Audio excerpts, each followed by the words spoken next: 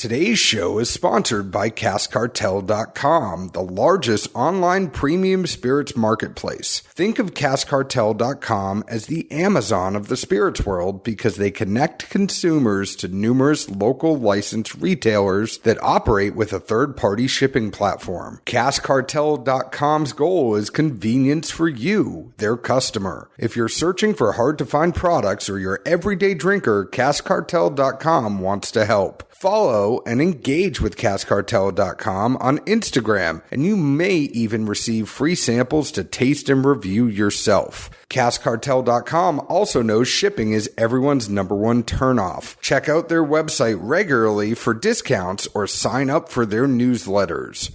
Remember, CaskCartel.com, changing the industry standard. You just reading the titles is foreplay to people, and you never actually, you were just a big tease. You hit me with cowgirl and you never finished John, it out. we have kids. You tell me you don't get that, maybe later line. Well, there you go. How often does that one come up? Just wait to get your second one. So you're telling Fitz and Tim maybe later? I'll be in the mood later tonight, I promise. Fuck you. Mm-hmm. I believe that one. The After Dark podcast. Yeah. Welcome to Dad's Drinking Bourbon After Dark, where Zeke Baker reads erotic cowboy poems. Dear God, no.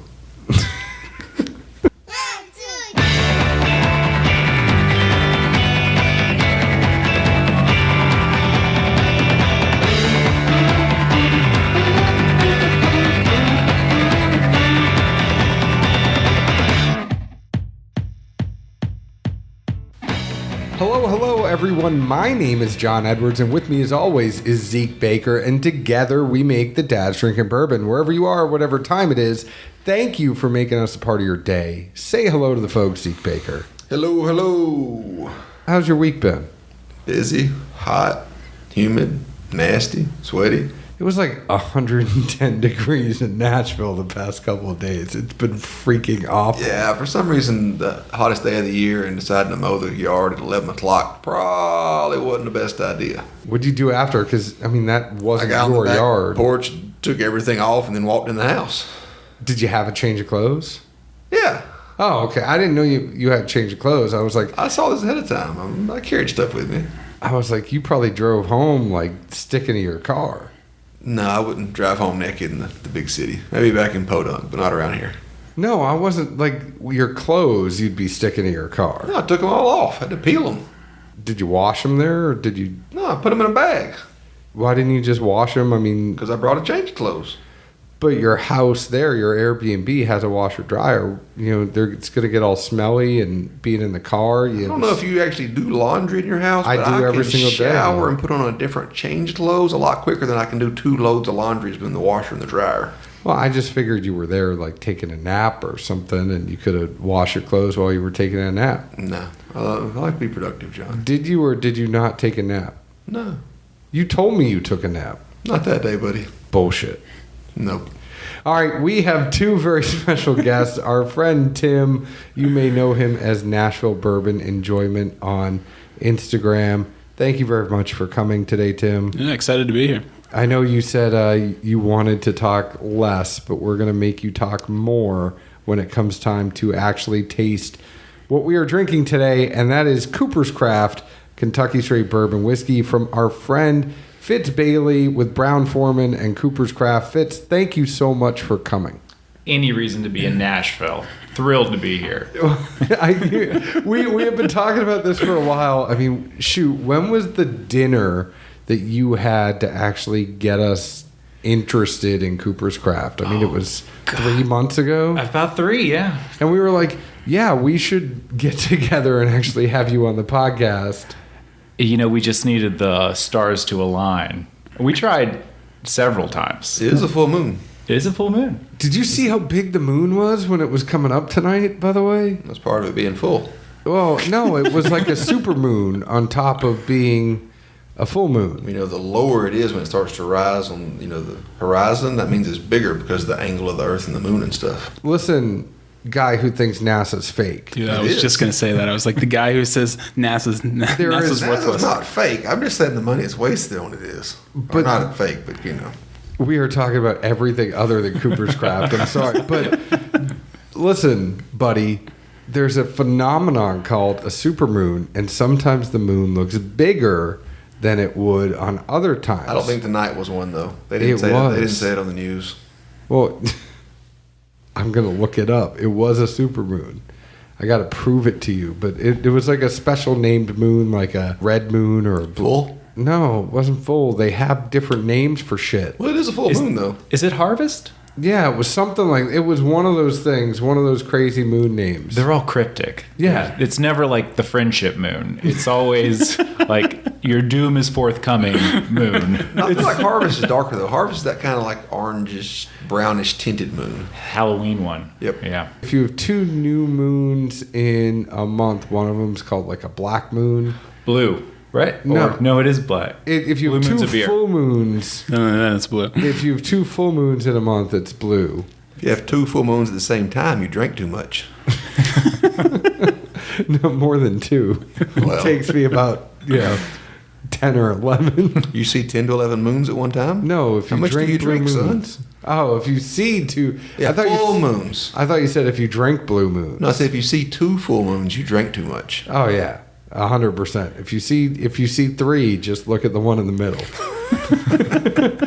All right, Fitz, thank you so much for coming. We're so glad we were able to work this out. Now, Fitz has an amazing background. I mean, you started off in bars and then moved forward at Brown-Forman. Tell everybody a little bit about how you got into the alcohol spirits industry and what you like about it. So it's kind of funny. I actually started with the mixers. Right out of school, I got to working with Coca-Cola. And so, yeah. Started with the easy stuff. And then it just got a little harder after that. But I worked on all the diet drinks. And from there, I picked up this really cool gig working with Jack Daniels on all their music festivals. So I would just kind of go around the U.S. chit-chatting to folks about whiskey, the story behind Jack, before ending up in Texas doing whiskey dinners. And I have to stop you, though. Do you know the formula for Coke? I do not know the formula for Coke. They do not give that out. That would have been awesome if you knew it. So the formula's like not in the employee handbook whenever you start the first day? It's not in the employee handbook. I will tell you that orange and cinnamon are very important to the recipe. So I've got pieces of it, just not the full kit and caboodle. Insider info, you got it here, folks. I just want you to know that in my meeting with Fitz and talking with Fitz, we talked a lot at that dinner, and we've talked a lot tonight. I feel like Fitz is a guy who knows more than he leads on. Like wherever he works, people just tell him secrets. And he's like, actually, I've never actually seen it, but this is what I've been told. I think I have one of those faces. People just want to tell me their dark secrets. I never get the social, but everything up to that point. I never get the PIN or the last 4 digits on the credit card, but... And I literally was here for like 5 minutes, and I was like, you know what my mom's maiden name is? I feel like I should just tell you. Oh, I put it in the notes. Do you want to know the street I grew up on? But anyway, so you were saying you moved over to Brown-Forman. So I moved over. I was working in Dallas as the Jack Daniels event coordinator for that area before being approached to interview for this Cooper's Craft job. So currently, I'm the national brand ambassador for Cooper's Craft. We're in 12 states right now, and I go to all 12 of those and basically teach people about bourbon and do tastings. And, it's a really tough gig. We all have a cross to bear, but I'm making it work. It's really, really tough. I got to ask you straight off the bat, are you a Hilton or a Marriott guy, or where are you getting all those points? So I've been ruined because when I started with Coke, I was IHG.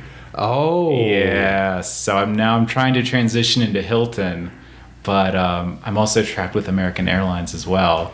And I have a lot of things to say about American. I won't do it here because I think the podcast is probably a little too family friendly. But I'm telling you, and I will tell people over and over, I'm really just pissing people off because we're not talking enough about whiskey, but the damn companion pass on Southwest is the best perk in all of travel. I mean, over first class, all that stuff. Getting to fly with someone and only having to pay the September 11th security fee So you could take anybody wherever you go for $5. It's awesome. But sorry, we digress. No, I the amount of flights I've done on American, and just now I don't have to pay for luggage, so it's. Sheesh. And you got all that booze too that you're probably taking with you, so you're paying. I mean, at least you can expense it. Which, fun fact about alcohol on the plane is you can take airplane bottles through security. Legally, you cannot serve yourself that alcohol. You can. Well, so someone was telling me that it's the plane's policy. It's not an FAA regulation that you can't serve yourself, but that it is the airline policy. So I find that if you order a drink, this is just a pro tip, if you order a drink from the airline, and then if you want to pour your second from yourself, the stuff is already there. They're already expecting you to have alcohol. If you just very casually, not overtly put it down by your legs, take your bottle out of your bag, pour it back in the glass, nobody's going to think twice. Your neighbor won't tell on you, and the people aren't going to think bad of you because you already bought a drink. This is true. Pro tip. See, that's a little more sly than my tactic. There's no way in the world I could fit in a lavatory. So I'm like, anytime I even try to go in those things, I'm like, this isn't going to happen. I just turn around and go back. You mix it by your legs, John. I hadn't thought about that. Tim is like me. We both played college football. We're not small people. I guess I got lucky the time I went through duty free and picked up the handle of actually JD the first time flying out of the country to Amsterdam. And, you board the plane, they hand you your duty free bag.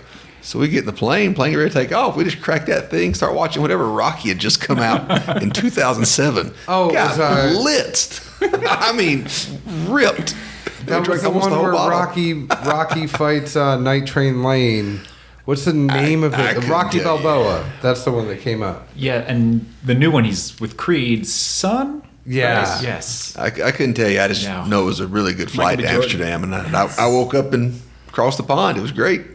But that the guy in This Is Us was actually played Adrian. Milo Ventimiglia. He was in I one. don't watch that This Is Us stuff, John. It's a tearjerker, man. I can tell it's probably your Wednesday night viewing.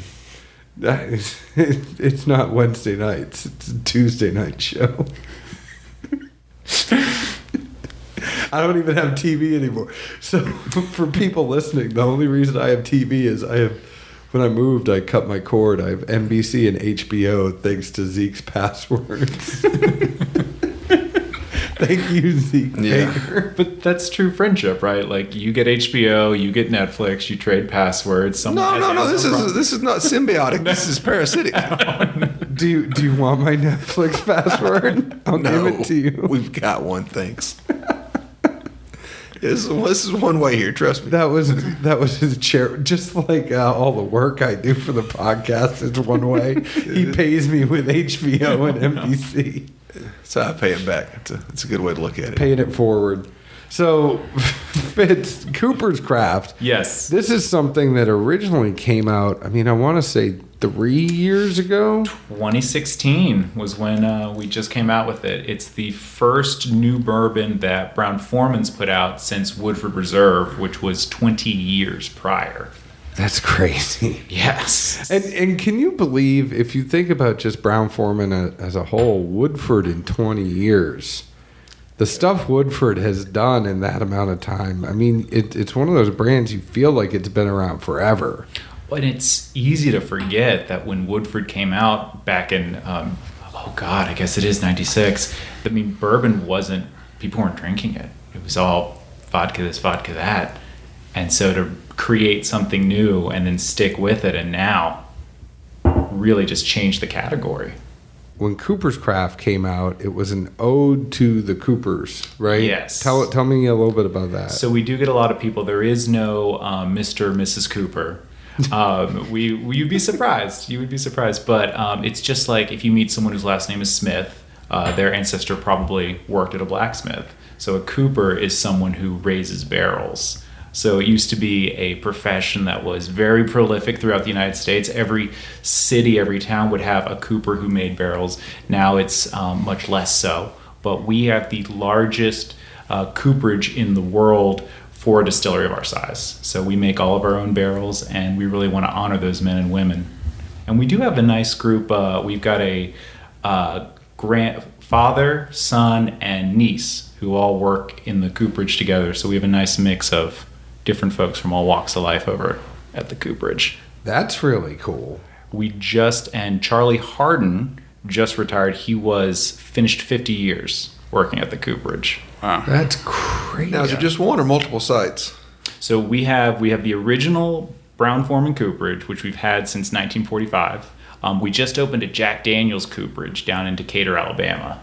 So just to give you an idea of scale, 75% of the barrels coming out of the BF cooperage are Jack barrels. And then all the barrels at the Jack Daniel's cooperage are Jack barrels. Actually, we make so many that if you were going into work as a cooper, you would be assuming that you would be making a Jack barrel. We would tell you like, oh, special order, Woodford today. Special order, Coopers. So you just go in assuming it's a JD day. Gotcha. There's something, like the way I go home from here back to northwest Georgia, I get off at the Monteagle, or past Monteagle, Pittsburgh exit, and you go south on some highway, but there's definitely a Brown-Forman cooperage right there. Mm-hmm. I always wondered how much volume it really had. So we put out, to give you an idea, every cooper puts out about 300 barrels a day, 2,500 barrels a shift, 2 shifts a day, 600,000 barrels a year. Damn. So I know I just threw a lot of math at you. Math is hard. Math is hard. I did not major in math. We'll take your word for drinking it. show, right? You were like, I just memorized numbers. Yes, that's it. And it's hard. It's hard to think of how much that is, but it takes about 45 seconds for a seasoned cooper to raise their barrel. Damn. And they just have, it's all the staves are already pre-cut. They're there for them. Mm-hmm. And then they just have to grab them, put them together, and put some metal rings around them, right? So they'll literally build the head to make the head and the bottom of the barrel, and they'll have to raise all the staves, but then you've got to bend the wood, you have to put the hoops on it. It's a full day process. Their arms are massive. Well, so that's not the 45-second thing. That's not the 40. It averages out to being about 45 seconds. So, okay, so it might be 5 seconds and a break. And all right. I'm thinking that must just be wood things. All I see is, a lot of big lumber piles. They're always wetting them in the summer, but you'll see just piles and piles of cut wood. Yeah, they just sit out there for years. We've got, I think the average barrel for us is going to be just under 3 years just seasoning. Sheesh. And so what we want is a 13% moisture point. So it'll get to be about 20%, and then we'll take them to a kiln to get it down, just so the wood is exactly the way we need it. So we were talking about the cooperage, and this is an ode to the cooperage. There's 2 releases that you have. One is a 82.2 ABV, and the other one is 100 proof 50% ABV. The first one, when I saw this back in 2016, had a blue label, and y'all changed it. It's now white, primarily with blue writing, but the other one almost looked like Kentucky blue. So the color was for Kentucky bluegrass. I have lovingly called it the Bud Light can. It also was known in many circles as Bud Light blue. That was another thing people called it. But it was, we decided to go with this white label because it really pops. On this new label, we actually have a local artist from Louisville drew our cooperage on the front. We also have that on the new bottle as well. But it kind of gets, that when it's all blue like that, it kind of gets lost on the shelf. The dark color of the bourbon and the blue that sort of makes a almost bourbon camouflage.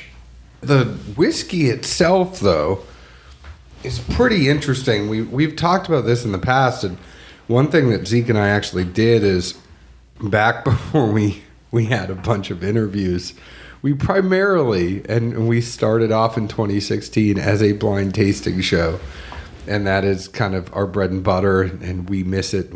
We promise all of you we will get back to it more. But we did a blind of Cooper's Craft against Michter's Toasted, because the other fun thing about Cooper's Craft is it is a toasted whiskey. Mm-hmm. And we said, okay, Cooper's Craft comes in, the 82.2 comes in about $30. And you think about the Michter's Toasted Bourbon is going to come in at about $70. And we said, okay, maybe there's a value play here. Surprisingly, it wasn't that far off. You know, and when you, Zeke, I don't know if you remember those times. I remember yesterday, maybe. No, I remember it, though. 'Cause I think I came up with that one. But You did. it was just... That was bait to get you to talk. No, what I was going to say was, one of the big things we always like to look at is, something that's allocated.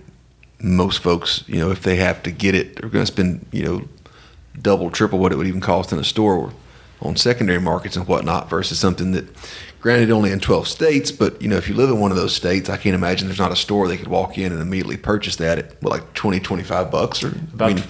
It's not expensive at all. $29.99. For just an easy, enjoyable all around, I think, to anybody, throwback pour. Absolutely, and it's definitely, I think, a very approachable whiskey. It's really good if you're just stepping into the bourbon world, or if you've been in it for quite a while. They have something that's light, easy, perfect for a hot day.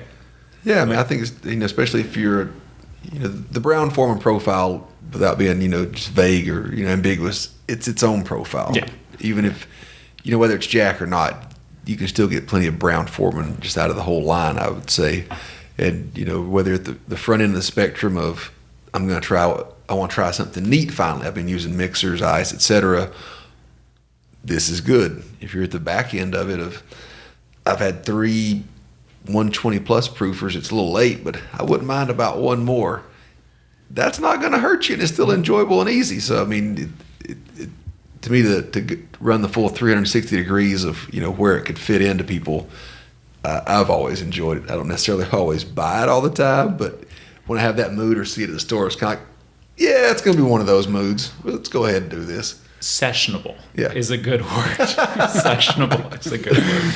The funny thing about it, there's so much fruit and spice in this 82.2 proof whiskey, and you don't expect it.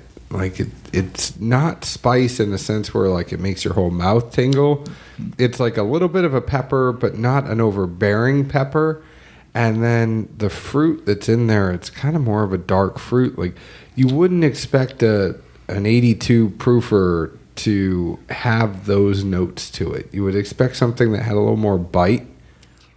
I always get cherry myself. Yeah. Like lots of cherry, almost some cola sort of flavoring with it, stone fruit. And that's the type of stuff I think. I was overgeneralizing it, but that's the stuff I think of when I say dark fruit and like that cherry cola. That it's not like a pear. No. And I think when you're thinking about mixers and what you're actually putting into the drinks that you make, and we've talked about this with the 100 proof, and we'll talk about this a little bit more when we get to the 100 proof, but even this 82 proofer, it would be great in a cocktail. And I hate when people say that's a cop-out when we say it's great in a cocktail, but the spice and the fruit, it would be great in a damn cocktail, y'all. Yeah, no, it plays really well, I think. Yeah. So something that's really cool about Cooper's is both of them, we do something kind of weird with them. I almost like to say, so Chris Morris is our master distiller,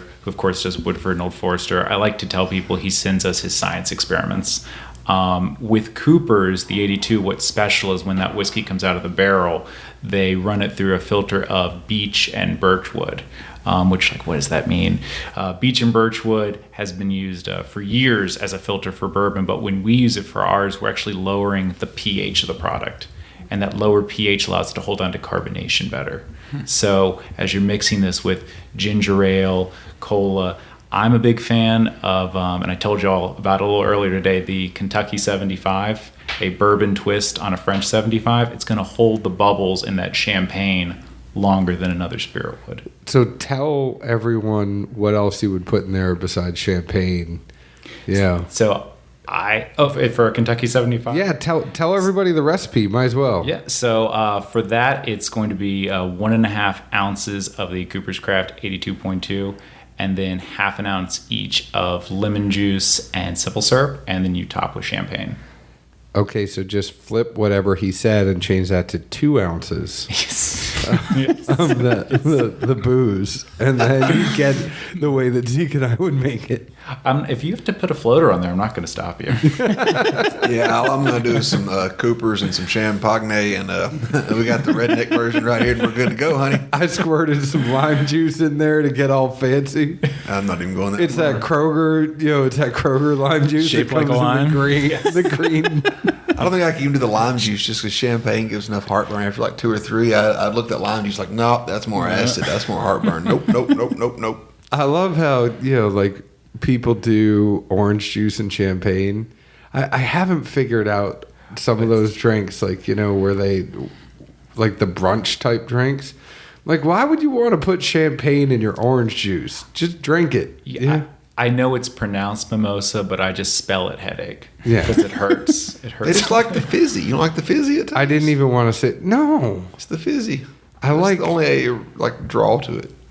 there's nothing about it that gets me excited. If I'm going to have a drink, like, surprisingly enough, bourbon and orange juice is pretty good when you're on the golf course.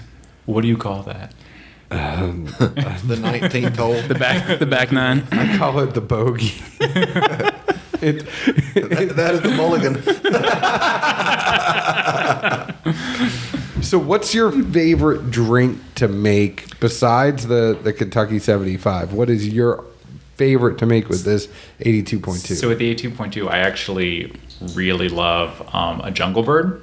Now, what is that? So, like I said, we're in 12 states. Most of them are southern states. So there's a lot of tropical drinks. I have a personal tiki problem myself.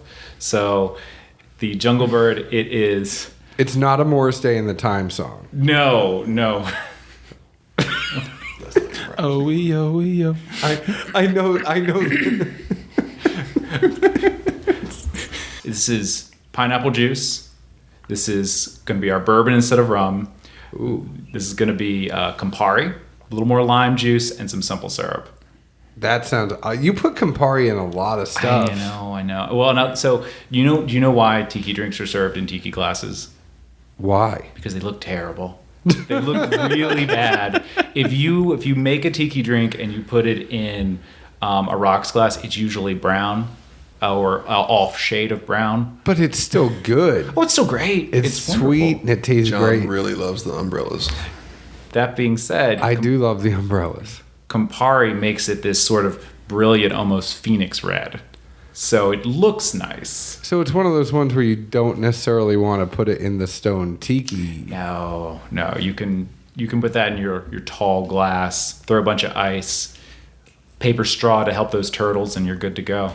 Now, I can't believe how many tiki, like there's tiki artists There are. that are making custom tiki glasses that are really amazing. But like if you talk to certain people, they're like, oh, have you had a Zeke Baker? Like he is the most famous tiki artist around, and like the tiki glasses have a secondary value if a certain person made them. There's a whole market for it. And I mean, I'll tell you, some of the glasses are incredible, but people, there's a Darth Vader tiki mug out there. There's a Stranger Things tiki glass out there, but there's a whole secondary market, and the folks who are so talented that are creating these, theirs will sell out everyone knows, like it pops on Twitter and they're just gone.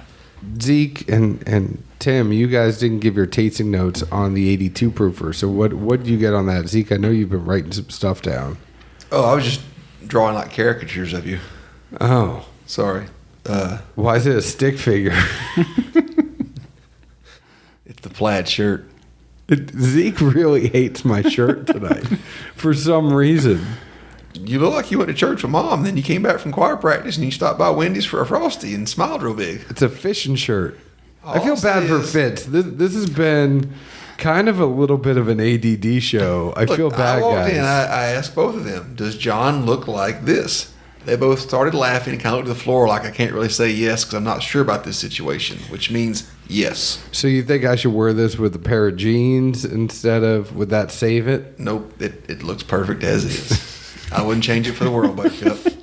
Fitz, I'm sorry. Oh, no. It's not often. I mean, this is what happens when you start recording at 10 and you've been drinking for an hour and a half. I do actually. I have simple notes for the 82 too. I thought the nose to me was just very toasted marshmallow. Very simple, but I thought it was marshmallow. Mellow. there's an A in there. Mela. Marshmallow. Oh, mala. Sorry. Mallow. Oh. Y'all. Palate. I mean, it obviously 82 too, so it's thin and not much of a kick. But like you mentioned, there is just enough to not feel like you're not drinking something, especially neat.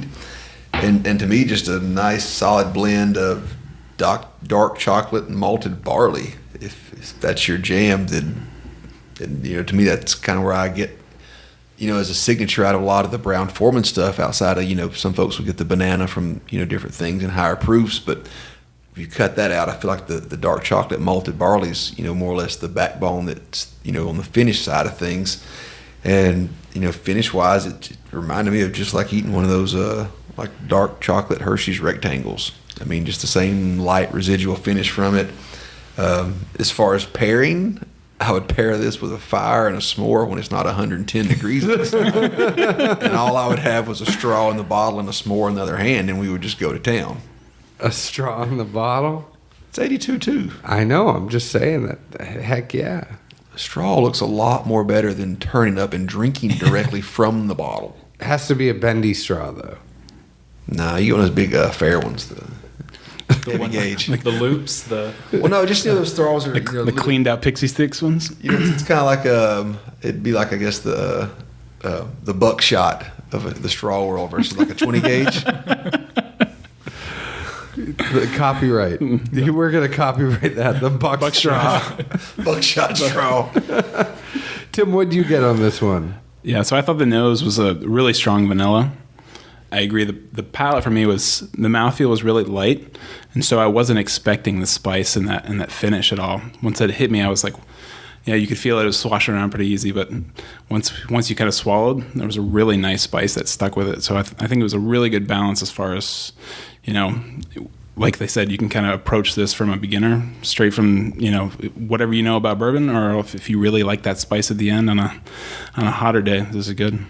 Dare I say a word you don't want to hear, Fitz, but I kind of feel like this and Long Branch are two very good, not in the sense that they are similar with each other for anything other than proof, but they are two very good whiskeys that you are going to use to get people to get into whiskey that might not be into whiskey for two very different reasons. I mean, the proof is similar, but they have two different profiles. Is there anything better than turning someone on to bourbon? No. I mean, that's the goal, right?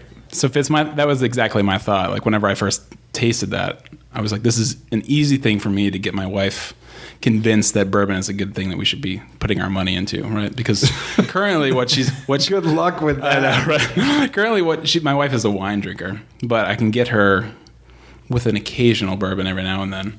But I think that this has enough of the complexity that she would go for it. But usually if I give her anything in a higher proof, she just shies away immediately. I always think of it as, for the 82, like a cul-de-sac whiskey. And when I say that, I mean it in the way like all of your neighborhood is out, you're having a barbecue, and you bring this, and you could get a bunch of people who maybe they were vodka soda people or gin and tonic, and they'd say, oh, I didn't know it could taste this way. And now you're having a conversation, and then you have them on this, and you move on, you try other things, and you've got another bourbon aficionado on your hands. Yeah, exactly. And you're making people in the cul-de-sac happy because you got them drunk. Exactly. That sounds good to me. Before we get into the tasting notes here, tell us a little bit. Earlier this year, Cooper's Craft decided to come out with a 100 proof whiskey. Tell us a little bit about that one. I mean, it's the sister to the A2.2, right? So it's a very different animal altogether. So maybe like a second cousin twice removed? Like that, but one who's been, I don't know, it's almost working out every day for their life. Just like the hulking cousin. So maybe it is like the 82.2 is Bruce Banner. And I like that. That's good. And then the 100 proof is the Hulk. If Mark Ruffalo wants to call us and do some stuff, I'm cool with it. He is a good dude. But so basically, there are a lot of similarities between them. It is the same base. It's 75% corn, 15% rye, 10% barley. They're both 4 to 6 years old. The proofs are different, but we don't actually have the barrel reserve go through that beech and birch filter. Instead, we really want to show off the skill of the coopers. So we age this whiskey in a barrel that we call chiseled and charred. So I have a piece, I don't know, you can put it on Instagram to sort of give the listener something to imagine, but we're going to take a router and sort of cut these deep lines into the barrel. So when the whiskey is in there, it has 50% more surface area to work into the wood. But what's really cool is as they're cutting these grooves, all the sawdust is falling down into the bottom, and as the whiskey hits, it sort of coalesces into like a tea bag. It's really gross when it comes out. It kind of looks like a baseball player's chew. Obviously, we filter that all out, but it gives it so much more flavor. If you had your own distillery and you were adding this sawdust to your barrels, it'd be considered an additive. But since ours is naturally falling in as we cut it, we're allowed to use it and still be considered Kentucky straight bourbon. And so that's done after the, I guess, toast and or charring, right? Correct. Are they aged the same amount of time then? They're both aged 4 to 6 years. Brown-Forman is one of the things that is very common with their bourbons is they wait to that 4-year period, so they no longer have to tell you the age of the brand. Mm-hmm. But so at about 4 years, we start tasting it, and when it tastes ready, that's when we'll pull it out. Gotcha. So the 82.2 goes through the process on the back end that gives a different filtration, whereas these do sit in a completely different type of barrel. Correct. For the entire maturation. Correct. Okay. Well, I remember when it came out, like reading the press release, and it didn't do a good job of explaining that, I would say, because it alluded to differences, but it never was that specific. And I'm like, well, what is different about these then? Like, if they're both Cooper's Craft, is it just the proof, or how much is really of a variance here? Well, and I believe we're the first ones to use the phrase chiseled and charred. So without having a photo of what that looks like, it's hard to imagine. But it does create a whole different animal. Yeah, absolutely. Yeah, I think you get way more of the barrel notes and kind of wood notes in these. And for it to be the same age, it's pretty impressive. Well, you're already kind of inviting it to get deeper into the barrel by chiseling that out. How, I guess, similar is that to what you guys did with that? Sinatra? Yeah. So we do share technology between the brands. It is very similar to the Sinatra. But different flavors are going to be prevalent based on how we're seasoning the wood before we cut it. And I believe the spacing is also different. So there's more of a ratio of this white to the red. Okay.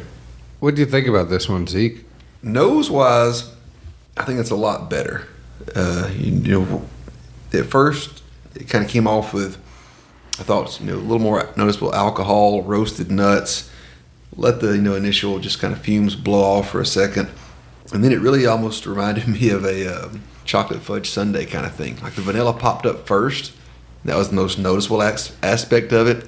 Then at times a little bit of roasted nuts came in, then kind of back to the dark chocolate that I picked up on the 82.2, and then I even picked up kind of like the fruit notes you guys mentioned. So in my mind I'm just thinking, all right, you see a chocolate sundae there, you got your vanilla ice cream, the chocolate, a little sprinkled roasted nuts, and a couple of cherries on top. Like, there you go, the whole kit and caboodle.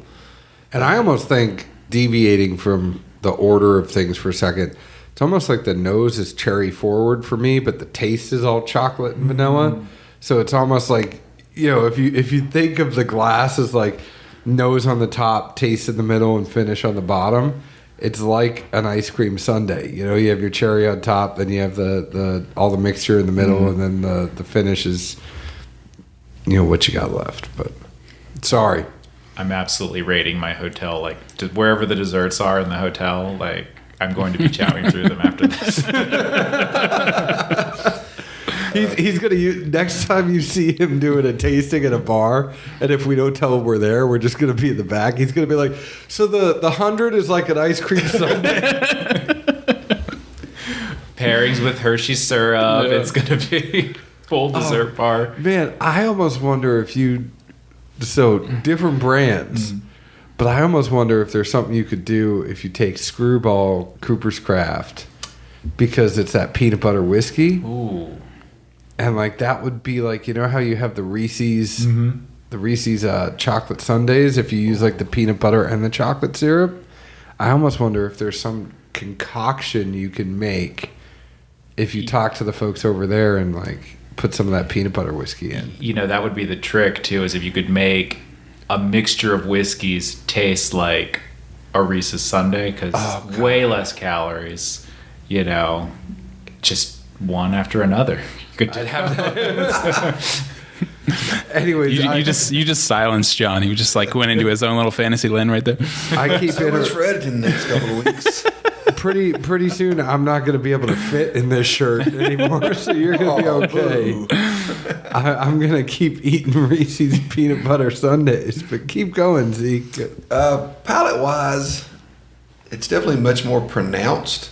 And obviously the flavors from the 82.2 are there, but also just get a fair amount of bitter that, especially neat, is just more bitter oaky than I would really get into, especially considering how easy that 82.2 goes down.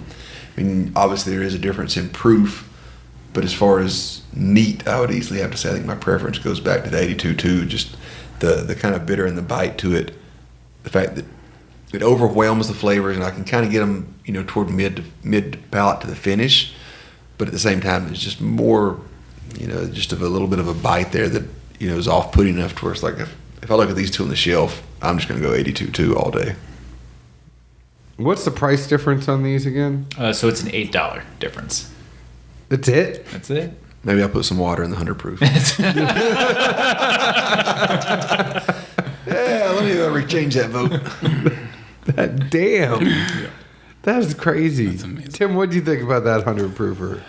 Yeah, so I mean, I agree with Zeke. I think the nose is just much more pronounced, and there is kind of that roasted kind of nut scent in there. Palate is a much kind of thicker, more viscous mouthfeel to it. That extra proof in there, and then I think the biggest difference is those wood notes that you kind of get. Taste much older than 4 years for sure, 4 to 6. You had me on ice cream sundae, but I do just want to say for $8, like, screw my tasting notes, y'all. You're gonna find a way to enjoy this. $37, you're gonna find a way to enjoy this at 100 proof. It's a good Brown-Forman product. I'm not saying this because Fitz is here.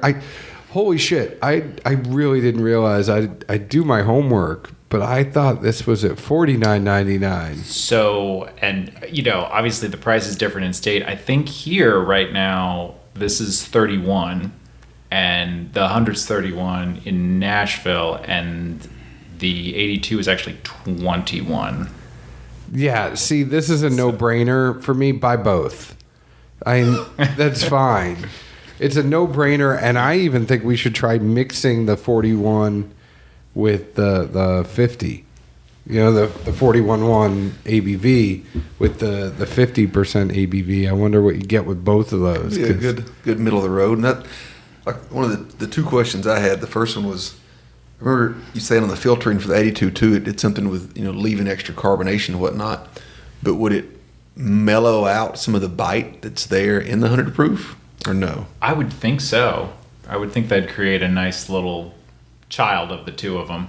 That was the first thing I thought of was, you know, if the 100 proofer goes back through that same filtration process, do you get less of the bite but a much more pronounced flavor and profile, which would be, you know, much more indicative of what the nose gives you, you know, kind of like the, you know, what's the curtain matching the drapes. There we go. That's what she said. I think I might have to adjust my tastings that I'm doing now. I think he might use the ice cream sundae, but he's not going to use the curtain matching the drapes thing. Well, then my other thought too, and meant to tell John to grab one. I think he's still got one. I'm out at the moment. At least I feel like in my head, without doing a proper side to side, whatever the difference between that and the early times bottled and bond is, whatever the minuscule differences are there, that early times just hits me in such a better place. Mm-hmm. Which when I saw this come out at 100 proof, I'm like, all right, well, there's got to be a reason they're putting out both products at 100 proof and similar age statements, etc. So that's what I'd wondered getting into it was how much variance is going to be there, and is it just the same thing with two different labels? No, and they are very different. I've been trying to do more 100 proof flights with our Old Forester as well. Mm-hmm. The Barrel Reserve actually meets all the bottled and bond requirements except that it's two different distilling seasons. So that's where we get tripped up for that classification. But I find when I taste them side by side, and I wish I'd thought to bring a bottle for this tasting, I get very different moods out of them. So they're definitely two different animals. Yeah, and I definitely, like I said, at least in the neat format, I feel like that early times is just easier to go down without anything. Mm-hmm. But, as you mentioned, back to the cocktail kind of side of things, that one was definitely going to welcome, a few other things that kind of tone it down or push it in different directions to knock off some of the nuances, but then hopefully circle back to everything the nose has to offer. Because obviously it's in there. It's just, getting to it. Fitz, what is your favorite cocktail with this Cooper's Craft 100 proof? Because I feel like this is a little more versatile probably than the 82. Well, what do you have here? So I use this with a lot of the traditional whiskey forward cocktails. So obviously any sort of Manhattan, old fashioned. I'm a big fan of a Boulevardier. And I've had your Boulevardier. Tell everyone what you put in it. So my Boulevardier, it is just 1.5 ounces of the 100 proof Barrel Reserve. 2 ounces. We clarified that earlier. It's not, sorry. Just a side note for the side note. And then 1 ounce each of sweet vermouth and my good friend Campari. I had that at the Cooper's Craft dinner that you all were nice enough to invite us to. And surprise, surprise, Zeke didn't go. I went. But your cocktails were off the chain at that event. You had a couple of them. What was the other one you made besides the Boulevardier? There was the apple drink we made with the 82. That one was good. I believe we called Summer in the Orchard, I think was the name for that one. Whatever it was good. Which that one was a cider that we actually cooked down to make it a little more thick. But there's a lot of fun stuff you can do with it. It's been fun tasting in the kitchen. The spice, I mean, I didn't really get into tasting notes too much, but it's funny because you get that, you get the cherry, you get the chocolate, a spicy hot fudge sundae, and you're not always going to get that. Like it's not overpowering. Like I said, it's maybe you ate like a couple grains of pepper, but you didn't eat a whole big handful of pepper. It's funny because the spice that I always taste is almost like apple cider that your uncle's gotten into around Christmas time, like a Christmas spice, very boozy apple cider. That's sort of the spice I always almost get. feel the the sour tartness of it to it. Mm-hmm. Like if you ever get like a bunch of Sour Patch Kids or any of those other candies, and you just purposely put them on the tongue, suck all the sour off, and you get that kind of feeling like, yeah, I think I just burnt those taste buds out maybe after the whole pack. So I also brought in 3 basically cologne bottles. I have samples of unaged distillate, the regular Cooper's 82, and the Cooper's Barrel Reserve.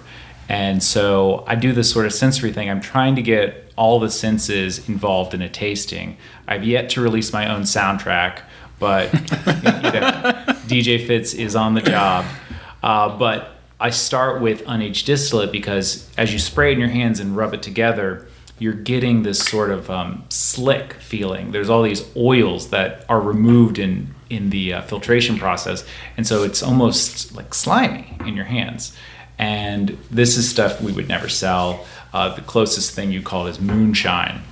But you can get some corn notes off of it, but it's just kind of... It's Yes, the 100 proof. I think you guys might have the 100. Yeah, this doesn't taste like... So I've actually painted the bottoms of them. So You're a this is smart where you guy. start. Green, blue, gold. I remember from the tasting of them. So I have folks start with this unaged distillate, but then as we move on to the regular Coopers, you'll see with that beech and birch filter that it's going to feel a lot drier in comparison. Man, Zeke, I would have homework finished so quickly with these hands. Just saying. Well, this can't hurt you. And the best thing is if you didn't wash last time you got out of the bathroom, you've got clean hands now. Exactly. And I'm still going to have clean hands because I was spraying all these essential oils on them. But it really is a cool thing. Last but not least, I do want to talk a little bit about your experiment because we weren't able to put all of this in the Kentucky Wine Spirits, but tell everybody a little bit of what you were doing with the festival and their stuff so we can at least try to get a picture out there if we can. Oh, we do a craft and a draft program. Ooh. With the regular Coopers, just because it pairs so well with beer, as it's able to hold that carbonation better. Zeke, What? what are you doing? Zeke is cooking something up right there. The roughly 50-50 you mentioned earlier. Yeah, and what do you think? Well, I just poured it. All right, well let me see. Don't put a cap on that, son. Thought you were gonna. What's the notes? Oh, well, let me taste yours then. Thanks for pouring. Do another. So this Which Fitz, have you done this before? No, this is a first. This is a first. Well, and we do have one more non-Cooper's product. I think we're going to try as a grand finale as well after this one, John. Yeah, we'll keep it short because we're already From the most infamous brand from the Brown-Forman line. They sell a little bit here and there, I think. Just a touch. It's good. I'll leave it at that. It's funny you say that because someone asked me what we would do next, and I said I wanted to see what the beech and birch would taste like in a chiseled and jarred barrel. So I think putting half and half in there would be very, very interesting. So if you could get the other one to be at like 120 and then mix that with the 82.2, I think that'd be super interesting. I think we could have a lot of fun with that. I think as is, though, I would look at the filtration or something else because I would just say as the proof goes up in that 100, the amount of bite and bitterness that kicks in there obviously is just going to be ramped up even more, I would think. I think it'd be, almost get just really overpowering to a degree. I wonder, too, if Chris has any other science experiments he wants to send our way. I mean, I feel like people like that are always, tinkering and wondering, and the downside of it is, you have your idea, and A, getting a chance to lay it down, and then B, well, I'll tell you how it turned out. 4 years. Hope y'all are around still. Shit, hope I am too.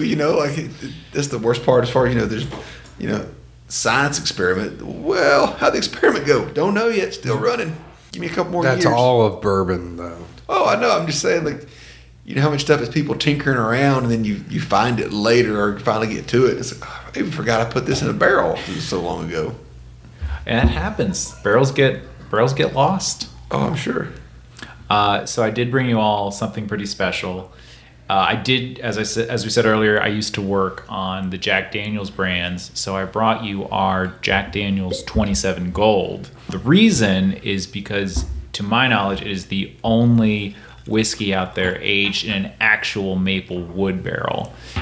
So this is something we do at our cooperage, and since we have our own cooperage, we can sort of do these sort of fun experiments. Wait, you all have your own cooperage? It's amazing. I'm kidding. You really got to pay more attention, Edwards. I was being facetious.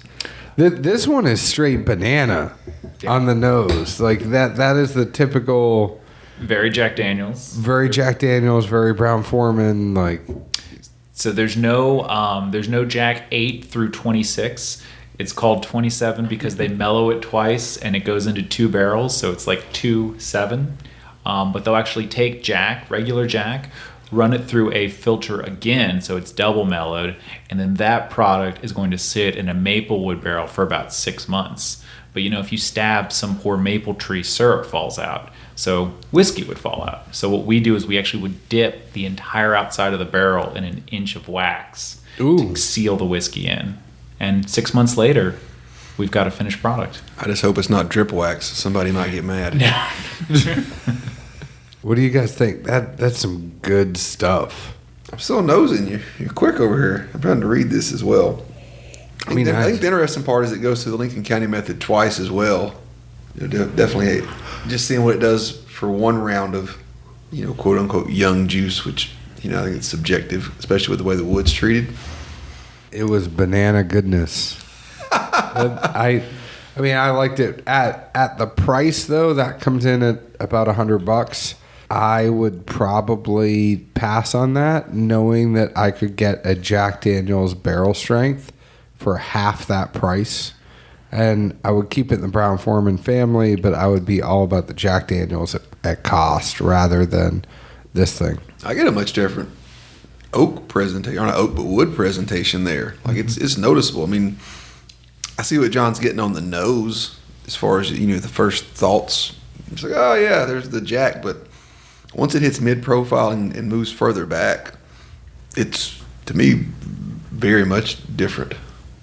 Yeah, a completely different animal than what you would expect out of a normal Jack. But mid to back profile is definitely much less of that fruit forward, but maple is obviously what it is, and that syrup thickness, kind of caramel, however you want to describe it. But the whole banana runts theory definitely goes out the window. Yeah, yes it does. Yes it does. Well, Fitz, this was awesome. I feel like we just talked Cooper's Craft. I mean, ultimately, I would probably, bar the 82.2, buy the 100. I think that's how I got through tonight. What about you, Zeke? How long's the 27 in the second barrel for? It just takes 6 months, and it just pulls all the flavor out of it. I got you. So it's still probably, a 4 to 6 year product like the majority of the line? Okay. Because it's a double barreling, so... the Coopers are not a fan of the Maplewood barrels because they're so much lighter. They break, they leak. Oh, I got you. So we got to be delicate with that one over there. Well, it's a barrel of that is about 60, 70 pounds. Mm-hmm. A barrel, empty, and an empty barrel of oak is about 110. So very different. Oh yeah. Well, I would have thought the other way around because I feel like the natural aspects of the maple would sit in the wood still and just lend itself to much more density. If you come to the Cooperage, I'll let you pick one up. I'll take your word for it. I'd like to go. I don't need to throw my back out anytime soon. A physical therapist if you do. Trust me, I'm an old football player. As you know, Tim, we're going to need each other here. Yeah, I know, right?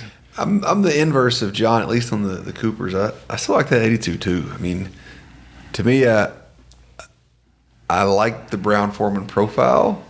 At times, I probably would like Buffalo Trace, but as far as the price point, the proof, etc., to me, it's either the Cooper's Craft or just a straight Buffalo Trace bottling. Either one of those for the proof and for the role it serves to me are both about the same.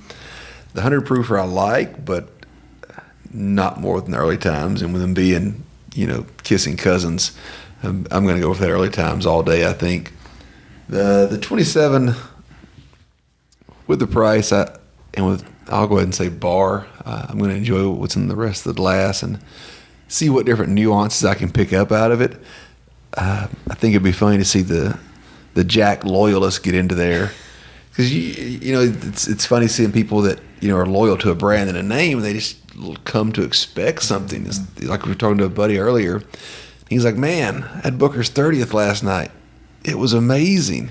I was like, yeah, I liked it too. I would expect it to be. My dig was just, I don't think a Booker's loyalist is going to like Booker's 30th because it was nothing like what you expect from Booker's. And he was like, yeah, I effing hate Booker's. That's why when I had this and I loved it, I'm like, what's going on here? I'm like, yeah, I know it's tough when you get those, olfactory, memories and what you expect when you just read a brand or a label, and then you get that whole mental conundrum of like, oh, all right, hold on, all right, can I try and analyze this with a fresh, clean mind and palate versus what I thought was going to be. Fitz, before we close this one out, what else do you do? Because you do a lot of on-premise things with bars. You have these infusers. You have the Karate Kid things where you wax on, wax off with some stuff in your hands. What else is it that you do for the bartenders to really get them hyped up about Cooper's Craft? So we actually have in Alabama a tropical bartender play and learn. Oh. So we're actually going to bring about every fruit juice you can imagine and just sort of let the bartenders play around with the 82, see what sort of cocktails they can make with it. I try to do a lot of I call it the bitter bar, where I'll bring literally 30 different bitters and have people take classic drinks and just mix around and play. Because really, at the end of the day, we're in one of the coolest, fun. It's a fun industry. So, I'm super fortunate that I get to wake up and say, my job is phenomenal. No. I taste this 100 and I just go get on the boat, the banana boat. You don't remember that commercial? Vaguely. Sometimes Zeke looks at me like I have 3 heads. Just talk to the one in the middle, bud. I'm just looking for more modern references. I don't have TV. I only steal your HBO and NBC. They got the YouTubes, man. Come on. What am I going to do? Some little kid gamer who's on Twitch is going to give me a reference that I can use? I don't know. Get with the program. I am. I'm really surprised you didn't get the nuances in this 27. I think it's fantastic. 27. It's great. It's double mellowed. I think I get a sweeter finish than I do in other whiskeys, where of the similar thing. I wouldn't have a Jack Daniel's that would have this sweet of a finish. It almost, I got tricked. I had Jack Daniel's a couple weeks ago in a blind. I said, "Is this wine finished?" Because it was very sweet on the front. Don't think I've ever had Jack Daniel's neat, to be honest with you. I took a sip of it. I go, "Is this wine finished?" I think something. And then they were like, "No, it's Jack Daniel's and whatever." And then we couldn't get 3 of the other pours that we wanted. But I swear I could have thought it was finished. This is finished with someone actually saying this is done. You know what I mean? Where it's okay, I want to merge X with Y. This one actually did it rather than bring in the knives, have everybody talk about it, say, we're going to merge these 2 together. What's the percentage you want us to merge them together?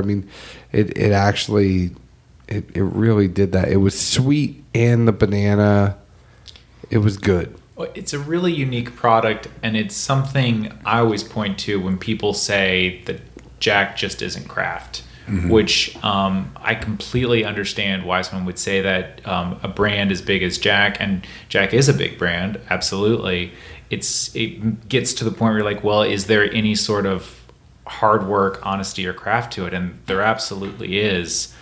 So having something like this, where even the people who make it, it's a pain in the tuchus for them. But shows, we are trying these really unique things, and there is a lot of love put into it, and it's not just black label, black label, black label all day. We have, your barrel proof that, as you've had, is phenomenal stuff. Oh my God.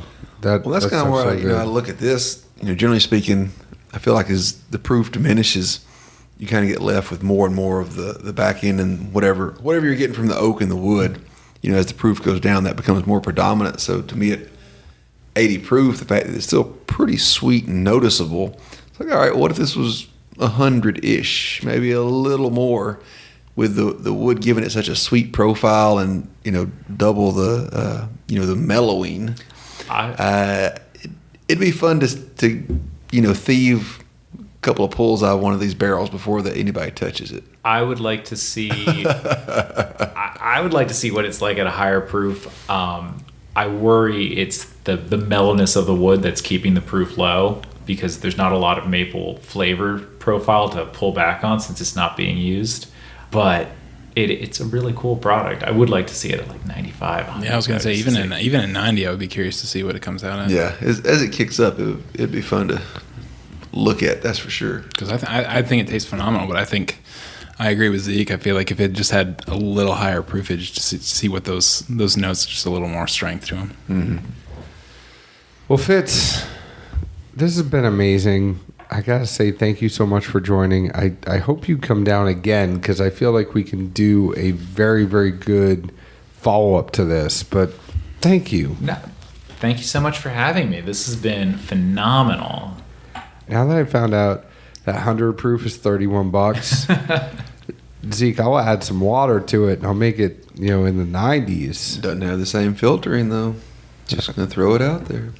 It'll last twice as long Well, if if you you're- buy 2 bottles and mix them together. So. If you're in Nashville, find the other one for $21 and like Fitz said, throw them together. And there's still early times bottled and bond if you like the Brown-Forman profile. True. True, but anyways, go ahead and seek out Cooper's Craft. Seek out what Brown-Forman has to offer. Open your bottles. Enjoy them. Tim, do you have anything left to say before we sign off? No, I'm good. I'm just appreciate you guys letting me be a part of this. Well, we are always happy to have you around, and we hope to have you around soon when there are no microphones around. Fitz, where can the folks find Cooper's Craft? So we're in 12 states. I would check us out at cooperscraft.com, but Louisiana to Florida, up to Pennsylvania, and then our fun folks out in Oregon. And Zeke, Oregon, really. Oregon. They've only got the 100, though. Oregon only has the 100. Nice curveball. Zeke, the folks can find us on Facebook at Dad's Drinking Bourbon, Instagram at Dad's Drinking Bourbon, Twitter at Bourbon Dads. Please join our Facebook group, answer a couple questions. We will let you in as long as we know it's you. It is a closed group. Please also find us on your favorite podcast app. Please leave us an open and honest review, just like we leave open and honest reviews to all the whiskey that we drink. Zeke, where else can the folks find us? Good old Nashville, Tennessee. Cheers. Ciao. Cheers. Ciao.